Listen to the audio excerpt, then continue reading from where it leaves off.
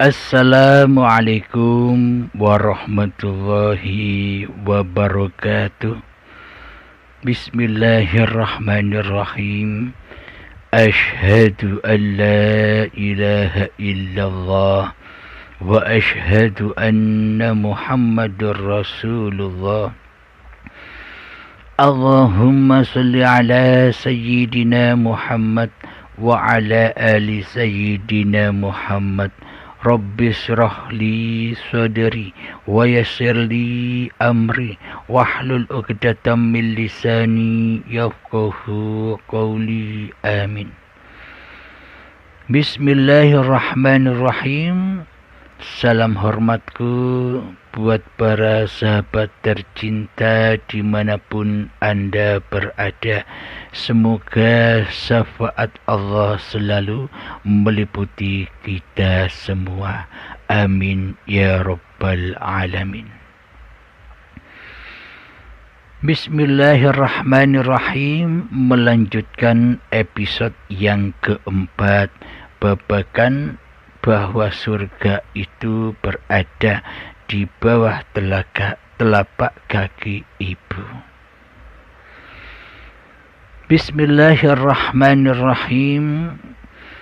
Kami kutipkan di dalam surat Al-Mu'min yang ketiga.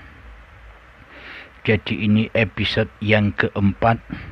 Saya bacakan surat Al-Mu'min ayat yang ketiga. A'udzu billahi minasyaitonir rajim. Bismillahirrahmanirrahim. Walladzina hum 'anil lagwi mu'ridun. Dan orang yang menjauhkan diri dari perbuatan dan perkataan yang tidak berguna. Walladzina hum lizzakati fa'ilun. Ayat yang keempat, dan orang yang menunaikan zakat. Mari kita kaji ayat yang ketiga, yang artinya dan orang yang menjauhkan diri dari perbuatan atau perkataan yang tak berguna. Apa yang dimaksud itu?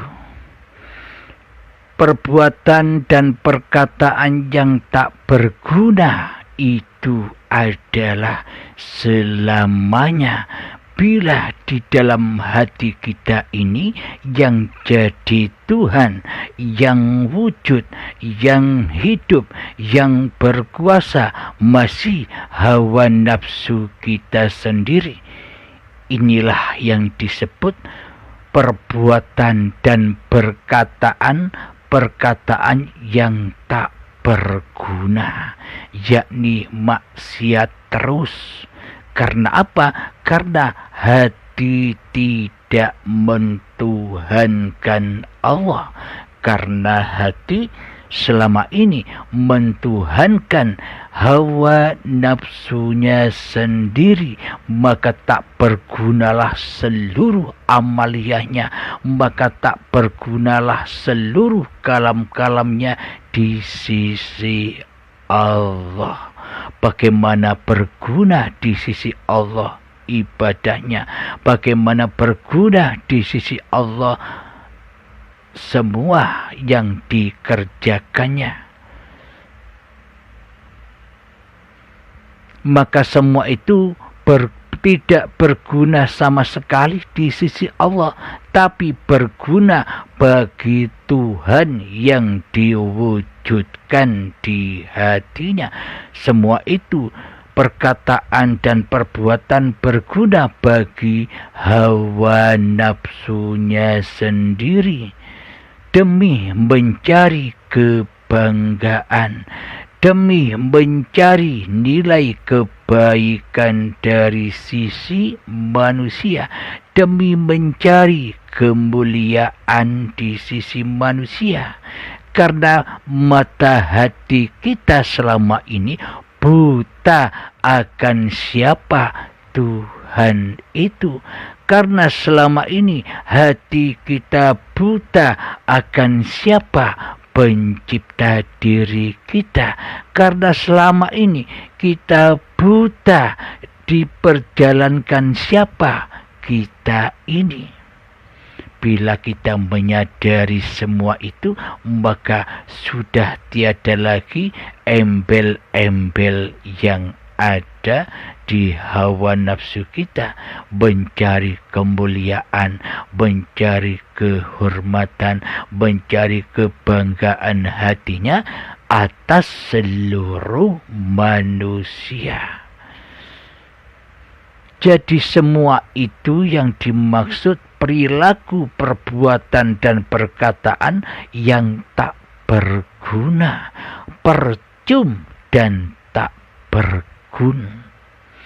Karena apa? Karena dirinya lah yang merasa, yang mampu bergelar, yang mampu memainkan panggung sandiwara dunia ini. Padahal Allah lah yang berkuasa atas seluruh pagelaran alam semesta ini. Loh, kok kita selama ini ngaku-ngaku jadi pencipta, ngaku-ngaku jadi Tuhan, ngaku-ngaku jadi Allah, tapi tidak terasa, tapi tidak disadari. Karena apa? Karena mata dan telinga kita serta hati kita masih tertutup, ditutupi oleh iblis dan syaitan. Maka butalah mata hati kita akan Tuhan pencipta diri manusia kita. Jadi iblis dan setan itu selalu menggaung-gaungkan, wahai bro, wahai Halim, kamulah yang wujud itu.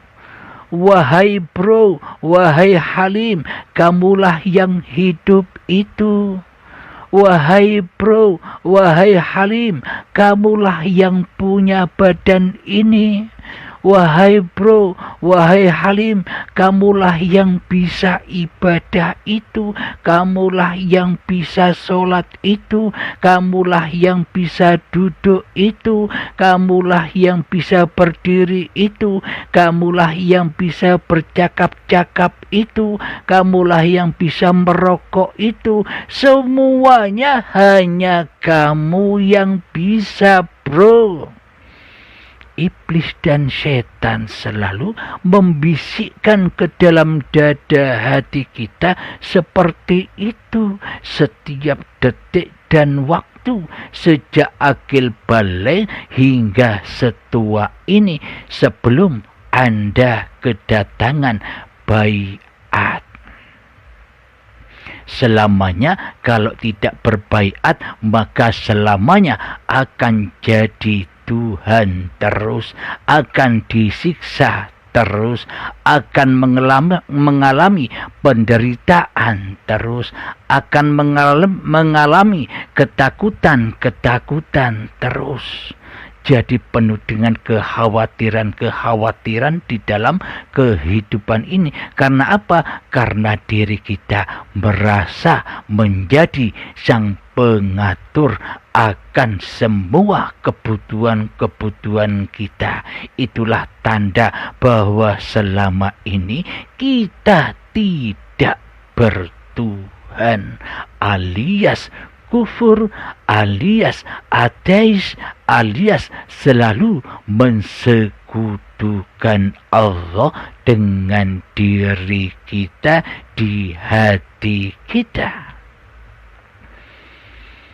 Jika kita dikatakan makhluk manusia yang sudah beragama dan bertuhan, lalu mana buktinya? Lalu mana keberadaan Tuhan yang kita tuhankan, kewujudan Allah yang kita pertuhankan selama ini di hati kita? Lalu mana kewujudan kekuasaan Allah yang berkuasa atas kita selama ini? semua itu kan hanya angan-angan. Semua itu kan hanya dusta. Mulut berbicara sudah beragama dan bertuhan, tapi di dalam hatinya stop. Tuhan itu adalah kamu sendiri. Yang punya hidup dan yang punya badan itu kamu sendiri. Yang wujud di dalam hatimu kamu sendiri. Mana buktinya Allah itu wujud? Mana buktinya Allah itu hidup? Mana buktinya Allah itu berkuasa? Wong yang nyata, yang wujud, yang hidup di dalam hatimu, di dalam dirimu Halim, masih dirimu. Dirimu yang wujud. Allah goib, Allah tiada. Allah tiada kekuasaan sedikit pun terhadapmu. Itulah bisikan-bisikan iblis dan setan yang selalu meliputi hati kita selama ini. Karena apa? Kita selalu dimursiti, digurui, dinasehati oleh iblis dan setan, karena selama ini kita tidak rela, kita tidak ridho bila dikatakan bahwa Halim ini, bahwa diri kita ini tidak ada. Jadi kita sebenarnya tidak ridho bahwa diri manusia kita ini tidak wujud alias goib. Yang wujud hanya Allah, yang hidup hanya Allah, yang berkuasa hanya Allah. Selama ini hati kita tak ridho, tak rela bila Allah itu jadi Tuhan. Karena di dalam hati kita yang jadi Tuhan adalah diri kita sendiri. Kita selalu disesatkan oleh setan dan iblis yang nyata di hati kita. Jadi sebenarnya iblis dan setan itu tidak goib. Iblis dan setan itu sangat amatlah nyata, sangat amat terang benderang di hati kita selama ini. Siapakah iblis dan setan itu? Siapakah hakikat setan yang nyata itu? Kata Allah, setan yang nyata itu adalah dirimu sendiri yang selama ini mentuhani hidup dan badan ini. Itulah hakikat iblis dan setan. Jadi sering kita dengar unen-unen begini, bila orangnya itu orang biasa, maka setan yang menggodanya adalah berpangkat orang seperti orang biasa. Bila orang itu ustadz, maka setannya pun yang menggoda dirinya sebangsa atau sekelas ustadz itu sendiri. Bila manusia itu seorang alim ulama, setannya pun serupa dengan pangkatnya sendiri-sendiri. Jadi semua itu apa yang dimaksud? Semua itu yang dimaksud bahwa setan itu adalah musuhmu yang nyata, bahwa siapapun Anda, siapapun kita, posisi apapun kita, baik kita orang biasa, baik kita sebagai ustadz, baik kita sebagai kiai dan alim ulama, maka bila di dalam hati kita yang masih jadi Tuhan, maka bila di hati kita yang wujud masih diri manusia kita sendiri di hati kita, inilah yang disebut setan itu. Ya awake dhewe itulah setannya yang selalu menghalang-halangi bertemu Tuhan sebagai pencipta dirinya. Alhamdulillahirabbil alamin. Itulah makna dari al-mu'min, yang artinya dan orang yang menjauhkan diri dari perbuatan dan perkataan yang tidak berguna. Jadi apapun yang kita kerjakan semuanya tak berguna. Kenapa kok dikatakan tak berguna? Karena habis terbakar di dalam hawa nafsu kita sendiri, habis terbakar di dalam neraka jahanam. Karena kita sebagai pengaku yang merasa melakukan itu semua karena hati kita tidak sesuai dengan apa yang dibawa oleh Kanjeng Nabi Muhammad sallallahu alaihi wasallam, yakni hati yang selalu berla ilaha illallah, hati yang selalu lillahi ta'ala. Akan tetapi praktek hati kita selama ini kan li nafsi. Meskipun kita bilang lillahi ta'ala, tapi praktek hati kita yang berlaku li nafsi. Ini hidupkulah, ini badankulah, ini kerjakulah, ini usahakulah, ini kedermawanankulah, ini sholatkulah, ini ibadahkulah, ini kebaikankulah. Semuanya diakui sebagai kita sendiri sebagai penguasa yang melaksanakan itu semua. Maka semuanya percuma dan tak berguna di sisi Tuhannya. Bagaimana mungkin bermanfaat di sisi Allah sementara manusianya tidak menyembah Allah di hatinya?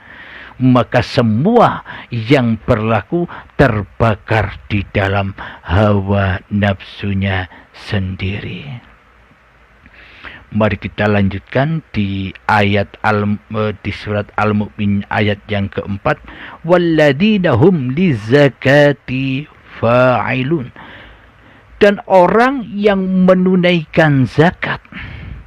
Jadi orang yang menunaikan zakat di dalam sudut pandang syariatnya ya zakat fitrah. Zakat memberikan beras, zakat mal, zakat tanaman, hasil buah-buahan dan sebagainya. Ini zakat secara syariatnya. Zakat fitrah. Apa tujuan kita berzakat? Agar kembali fitrah, agar suci kembali. Namun bagaimana hati kita bisa suci bila kita hanya menjalankan zakat sebatas syariat saja, yang merasa melakukan zakat itu masih kemanusiaannya, masih wujud manusianya, masih kehendak dan kekuasaan manusianya yang merasa bisa berzakat fitrah. Maka semuanya selamanya tak akan pernah fitrah, karena belum fitrah dari kemanusiaannya, belum fitrah dari kewujudan diri manusianya, belum fitrah dari kehidupan diri manusianya, belum fitrah dari kehidupan diri manusianya di hatinya. Jadi semua ya sia-sia.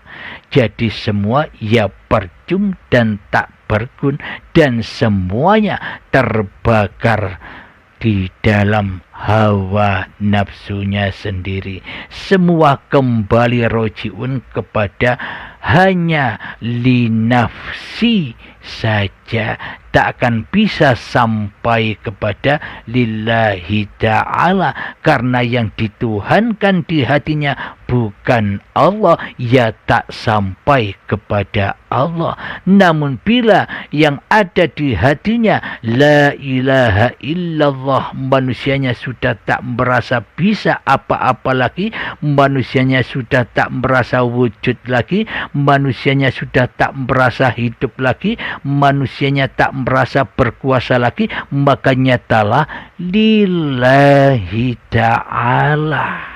Itulah yang dimaksud amal yang soleh, amal yang langsung diterima oleh Allah Subhanahu wa Ta'ala. Jadi, wahai sahabat-sahabatku, amal kita itu bisa kita ketahui diterima atau tidaknya oleh Allah Subhanahu wa Ta'ala, sesungguhnya bisa diketahui saat ini juga. Pemahaman kita selama ini seolah-olah kita tidak tahu amal kita diterima atau tidak, kita pasrahkan saja kepada Allah. Kebanyakan kan begitu. Untuk selanjutnya pembahasan babakan kapankah kita bisa mengetahui amal itu bisa diterima atau ditolak oleh Allah, kita lanjutkan di episode yang akan datang. Alhamdulillahirabbil alamin. Akhiru kalam, Rabbana atina fid dunya hasanah wa fil akhirati hasanah wa qina adzabannar. Wa sallallahu ala sayyidina Muhammad wa ala alihi wa sahbihi wa sallam. Walhamdulillahi rabbil alamin. Assalamualaikum warahmatullahi wabarakatuh.